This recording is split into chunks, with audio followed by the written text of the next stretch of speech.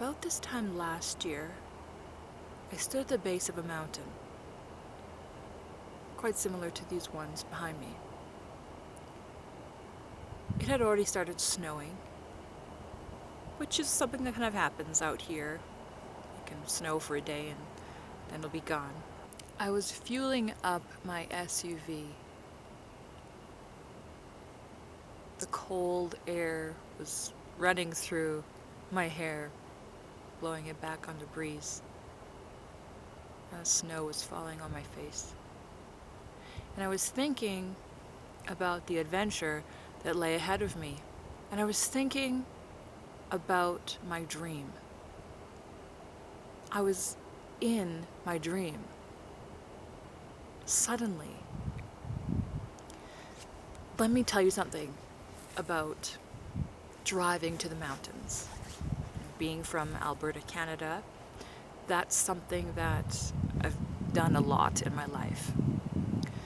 And oftentimes when you start the drive, you see the mountains in the distance, and you know where you're going, and you can see it clearly, and it's so obviously separate from where you are, and you just know that you're going to keep going and you're eventually going to get there.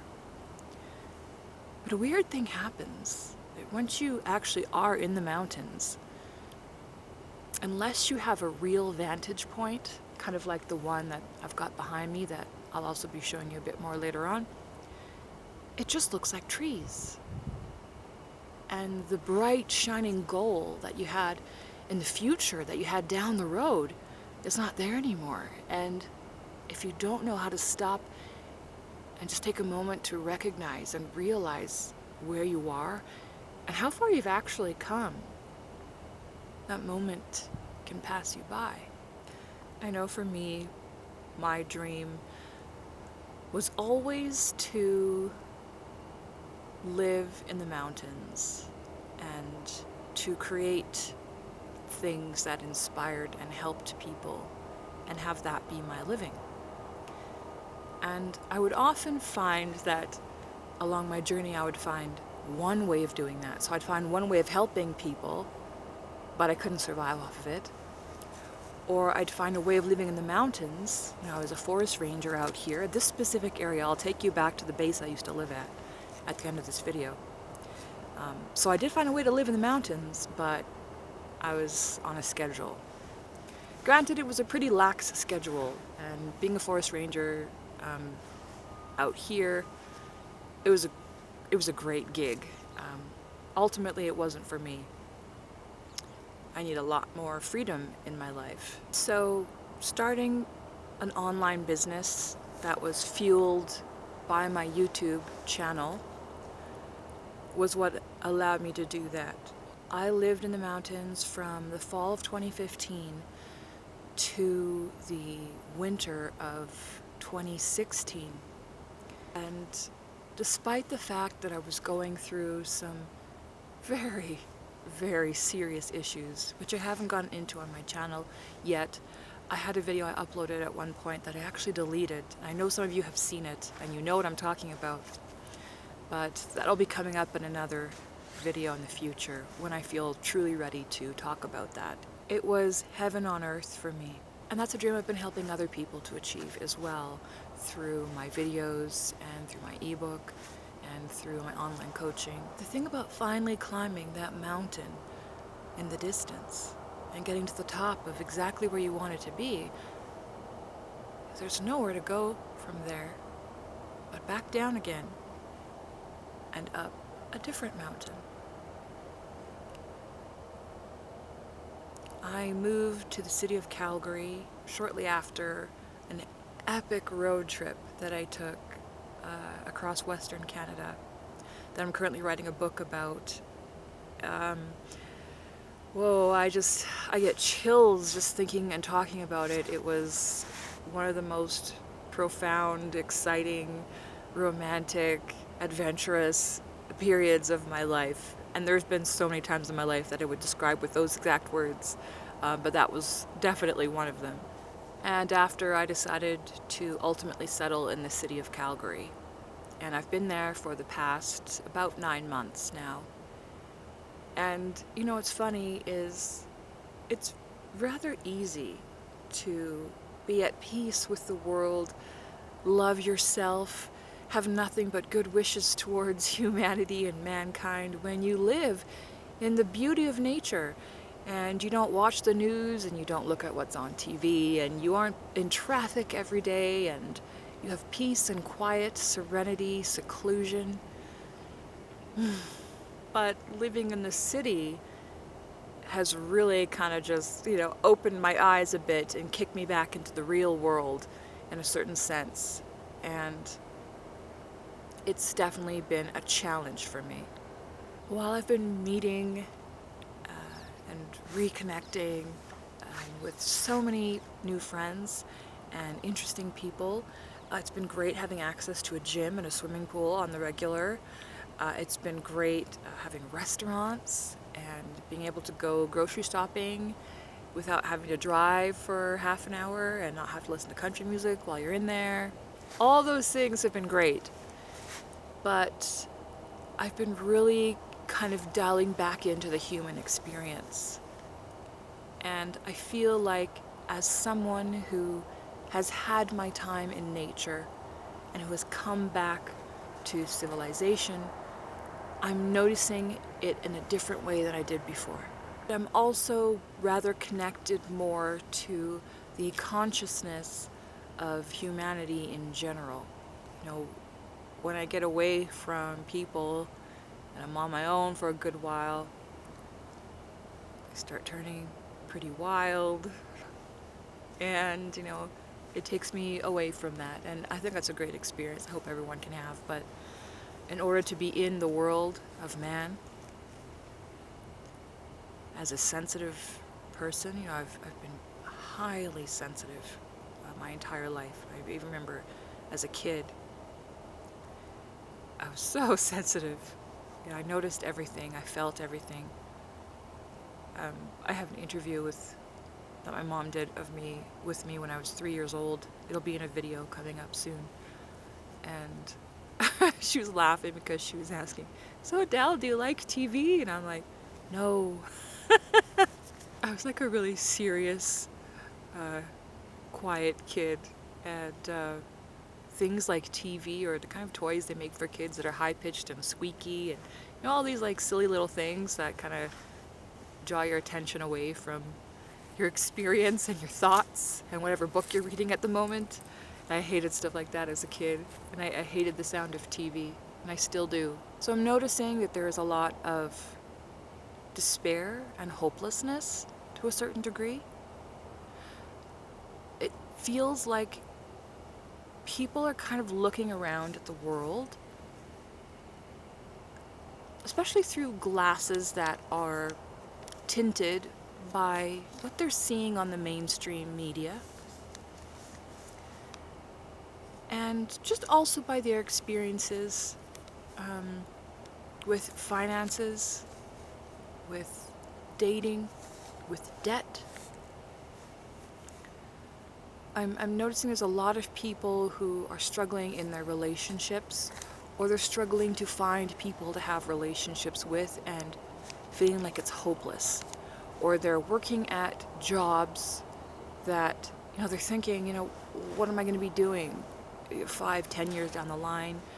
Is this the life I'm only ever going to have? When and where am I going to have the time and the finances? What if I want to own a house? How am I ever going to be able to do that? These are the things that I've really been picking up from the general environment. People wondering about their children's futures, wondering if they'll be able to afford children, what if they'll ever find the right person to have children with, all kinds of things. Now, this is the point in the video where if I were like other YouTubers, I would tell you, life is about gratitude. Start a gratitude journal. Follow your dreams. Never give up your hopes. Use the law of attraction. But I'm not most YouTubers. And shockingly, I don't have anything to sell you in this particular video, although I'm working on it for the next one. I just want to acknowledge how hard it is to be human. I want anyone, anywhere in the world. I want you to know your suffering is valid. It's real. I understand it. I get it. I've been there. It always cracks me up when people tell me, Adele, you're so strong. I always just kind of give them a bit of a side eye, and I just kind of, I try to be polite about it. I'll say thank you. I'm kind of laughing in the back of my mind because other than, no, not even my brother, nobody actually knows what I have actually gone through in my life. Like, people think they have an idea. That's like a tenth, a 1/100th of what I've actually been through. I was raised in an environment that breeds drug addictions, alcoholism, single motherhood, poverty, welfare abuse. But what I had that saved me through everything was I always had a vision that things could be different for me. I do think a part of that is holy. It is something that I do feel I came into this world with, because I've had these kind of thoughts and these kind of dreams for as far back as I can remember. But I also think a huge part of it came from my learning to read at a very young age. My mother taught me to read when I was 2 years old. That was probably the best thing she ever did for me. And I began reading books, and I loved old school books. I loved books about, I loved old westerns. I loved books about the frozen, I loved books about like White Fang. I loved those kind of books, about Alaska and about nature and about life and death. I loved books. I loved Greek myths. I loved Bible stories. I loved Knights of the Round Table and Camelot.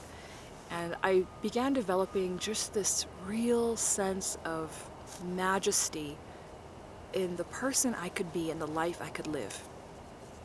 And I wasn't sure what it would look like. I didn't have a concrete vision of, well, this is the job I'm going to have and this is where I will live. But I had an idea of the person I wanted to become. And I feel like that vision, to hold a vision of the person you want to become, is the most important thing above everything. I wanted to be a person that I could respect. I wanted to be someone who had power in this world, autonomy, the freedom to go where I wanted, when I wanted, to do what I wanted. That was important to me, and I always held that, because I saw so much lack and limitation around me. People who had, it was like certain things that they may have wanted or desired were so far out of their realm of thinking that it never even occurred to them. And for me, I always pushed the boundaries of where I could go and what I could do. And another beneficial thing about that was that my mother would send me to schools, private schools, which is quite funny. You might think, how could she afford that? Well, she would send me to these private schools, and at the end of the year, wouldn't pay the bill. So by the time I graduated, they told me, you can't graduate unless you pay this entire bill. It was hilarious. But she would send me to these private schools, and she would send me to, and I would sometimes go to summer camps with rich kids. And you think, oh, how'd you get to a summer camp with rich kids? Well, they have this program where, poor, children from poor families can go to camps. And my mother would campaign to get me into these camps with these rich kids. And you might look at that and think, that was probably a bad idea. To send this little dark-skinned girl with an afro and cork bottle glasses, with no father, on welfare, to a camp full of privileged children who have probably never seen a black person before. And it was interesting, the dynamic that would occur in those situations for me as a child. I was an outcast, and looking back, sometimes I would think, I wonder if that was what racism is. I wonder if they were racist of me. But I don't think that's the case, because my brother, my little brother, was very popular growing up. He was a funny, popular kind of guy. Myself, I think no matter what I had looked like, I would always have been an outsider or a weirdo, because I saw things differently from other people, and I was interested in things that most kids weren't interested in at my age. And although I felt bad about myself sometimes in comparison to those children, I didn't have nice clothes, I didn't look cute. At summer camp, we would get mail every few weeks, and there were times when nothing came for me. People would get stuff from their families and nothing came from me. But I really began to appreciate my own company and my own character.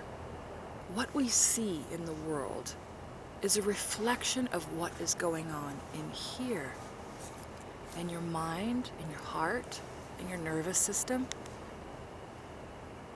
You have the ability to change your life by holding a vision and developing yourself.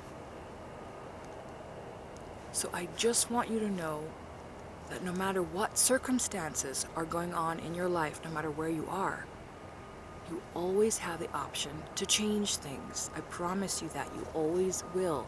And if you expose yourself to new ideas, new possibilities for your life, anything can happen. Anything.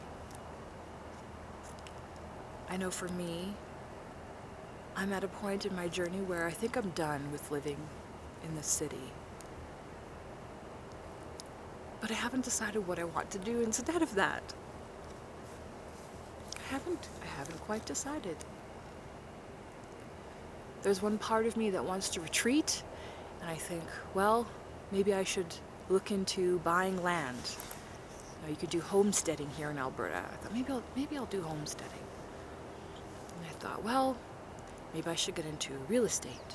Maybe I should go live on an island like I always threatened I would do one day and sell coconuts on the beach. And that's the end of Adele Ramcharan on the internet or in society in general.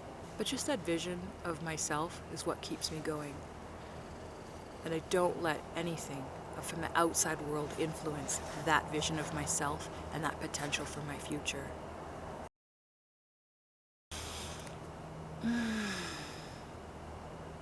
Air is so beautiful out here.